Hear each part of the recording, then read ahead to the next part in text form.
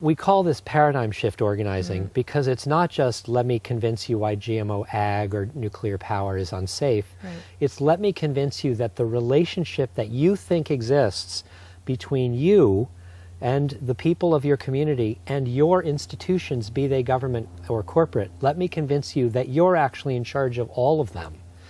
Right? Well, that's just, that's screwing with our 180-degree turn. minds. Yeah. Right? So it's paradigm shifting work. And so what happens is we go into a community from scratch and we have to get past a lot of skepticism and convince people that this is actually true and that we can be wrenching back, asserting our authority to govern ourselves.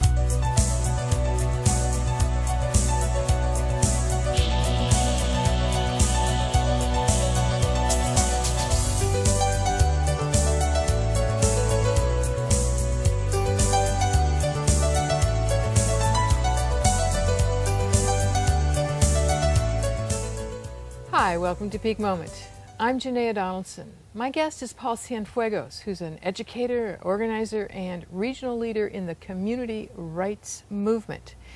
Paul, thank you for giving us the context in our previous little clip. You greeted me with this rather fascinating set of quotes here, and I'm going to ask about it. Slavery is the legal fiction that a person is property. Right. Okay. Corporate personhood is the legal fiction that property is a person. Tell us what we're hearing here. So I think I want to start just by saying that whoever is in charge gets to define everybody else. Okay? Yes. So when you say legal fiction, you're basically creating something that doesn't exist in reality, like a corporation, and the people in charge get to make it whatever they want to make it. So we've had since the late 1800s the reality that the people in charge thought it was very important that corporations have all the rights of people, as many of them as possible, and more. As real people. Of real people. Right. And so what they did was they starting in the early 1800s, but it really started getting going in the late 1800s, they started to, mostly through U.S. Supreme Court decisions, pack into the corporate legal fiction, the corporate it, a whole bunch of constitutional rights. There's no legislature that's ever passed or approved any of this stuff, no president. It's almost entirely the U.S. Supreme Court or the state Supreme Courts that we're coming up on 200 years of corporations winning one constitutional right after another through the courts. And so corporations are merely property. They're merely mind-made business structures. Right? Just like money. It's like you hold money and you pay a shopkeeper with money. The reason that the shopkeeper doesn't laugh in your face is that there's a mind-made agreement in the culture that it has value. That money is real. It's not just printed paper. Right? So there's a mind-made agreement in the culture at this point, mostly through the propaganda system being so effective, that corporations have power. They have rights. But all they are property. They're just property. You own a share in it. So when you give rights to corporations, it's not even like giving rights to an inanimate object. Okay. It's like giving rights to a mind-made nothing. I mean, it's like giving rights to the number 6. Not 6 on the sheet of paper, just the number 6. Except it's powerful and effective. I mean, they're getting away with a hell of a lot of stuff, speaking frankly here, that from this fiction. I mean, you sort of want to ban the fictional, or actually probably change the mindset. But what I'm here, what this is, the agreement of what it is, but what you're doing in the community rights movement is sort of coming around from the other side, what I see, which is asserting the rights of communities, which aren't fictions. No. Which aren't. And we're saying that the proper relationship, and constitutionally this is actually true, that the proper relationship between we the people, our government, and our corporate creations is that we're the top, right? We have sovereign authority. Right. We have self-governing authority. I mean, here's just an example of the first paragraph of our state constitution in Oregon, the first paragraph of the highest law of the land in this state. And every state has similar language. Article 1, Bill of Rights. Section 1, Natural Rights Inherent in People. We declare that all power is inherent in the people, and all free governments are founded on their authority and instituted for their peace, safety, and happiness. And they have at all times a right to alter, reform, or abolish the government in such manner as they may think proper. That's the highest law of the land in every state, generally. It's different language. I mean, just to give you a sense, here's Washington State's first paragraph. Actually, I'm going to interrupt you because I believe you. Give us some examples from communities who are asserting basically that, what you're saying. Right. We the people have the right to health. So we call this paradigm shift organizing because it's not just let me convince you why GMO ag or nuclear power is unsafe. Right. It's let me convince you that the relationship that you think exists between you and the people of your community and your institutions, be they government or corporate, let me convince you that you're actually in charge of all of them.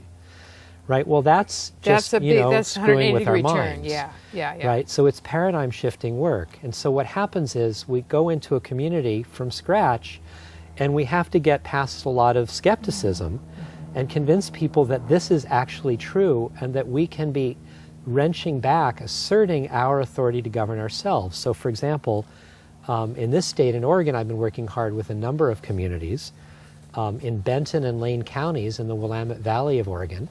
Agricultural communities, they've both recently filed with the county elections office local food systems ordinances, the right to a local food system, which explicitly bans all GMO agriculture. Genetically modified organisms, right. And so here's just the synopsis of the local food Bill of Rights for each. A right to local food systems, a right to seed heritage, a right of natural communities, right to self-government. Let me just read you two of those. They're brief.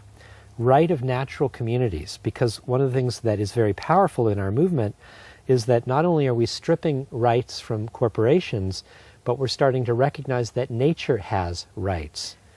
That's the other significant piece that's unique in our work.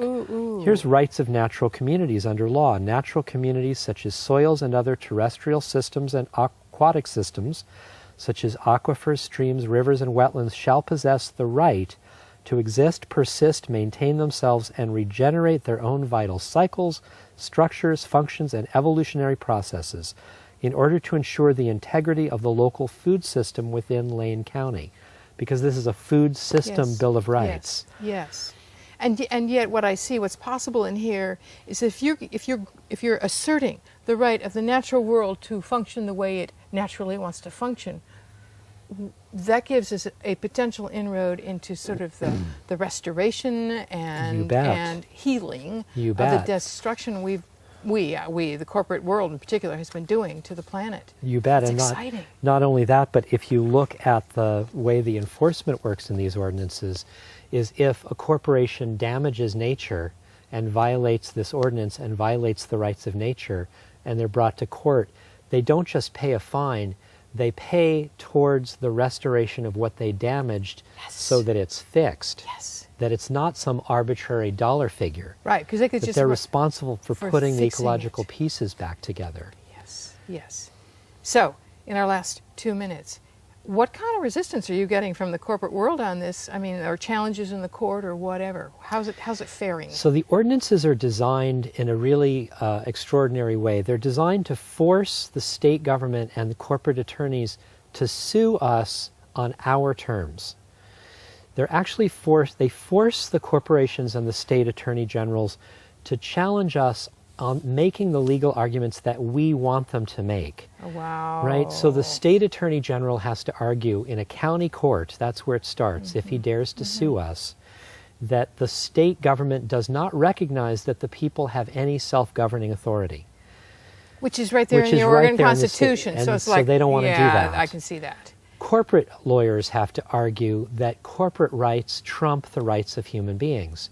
Now, here's the interesting thing. Both of those arguments are true within conventional law structures. And that's why our ordinances are direct frontal assaults to these structures of law. Our laws that we're passing locally violate corporate constitutional rights and state preemption and Dillon's rule. They are illegal within the construct of conventional law. And what we're arguing is, because conventional law makes it impossible for we the people to self-govern, we have to break the law to drive the rights of our people to self-govern into law in an enforceable way. So in a way, we're hearkening back to the abolitionist and the suffragist movements, which drove rights into law that they couldn't have gotten any other way. They did it through mass civil disobedience over decades. We call our local ordinances collective acts of municipal civil disobedience. The lawmaking itself is an act of civil disobedience against illegitimate law that violates we the people's right to govern ourselves. You know, I expect that our founding fathers are cheering. Half of them are. The other half are absolutely opposed. Well, Because the founding fathers, the folks who actually won these political battles, didn't want a functioning democratic society. They wanted an elite rule society. Right, okay. Some of. Then. The ones who lost the political battles are supporting us. Well, I hope that what we find, that what is happening in the community rights and the rights of nature movement, I hope that this spreads like wildfire in the best sense, because it seems to me it's the only way that we're going to just turn around what appears to be an immovable elephant, a huge force. I'm not aware of any other social movement going on in the United States today that has the power to challenge and win against corporate rule and push back corporate constitutional rights, dismantle corporate rights, and enshrine rights for actual human beings. It's the most powerful movement that I've ever seen in my lifetime in the United States. And we have 150 communities in 9 states that have already passed these laws, that have already stopped all sorts of corporate activities and stripped corporations of their rights. Exciting. Exciting. Now, you should be looking at what rights do you want to keep in your community? Get in touch with, give me a website here, Paul. paulcienfuegos.com. Okay. Or my colleagues at the Community Environmental Legal Defense Fund. It's their acronym, CELDF.org. Okay, and you've got some videos up on a YouTube channel, which is? If you go to YouTube and you put in Community Rights TV, 3 different words, you will get dozens, and we're adding them all the time, dozens of videos of myself and others giving talks, answering questions. And if you subscribe on that page, every time we add another one, you'll be informed. Thank you. Thank you for your work. Thank you for your good words. And may this indeed spread all over quickly in time. Thank you very much. You're watching Peak Moment TV. I'm Janaea Donaldson. I'm with Paul Cienfuegos. And one of the most exciting moments I think we're going to see in our lifetime. Good luck. Yes. Thank you. Thank you.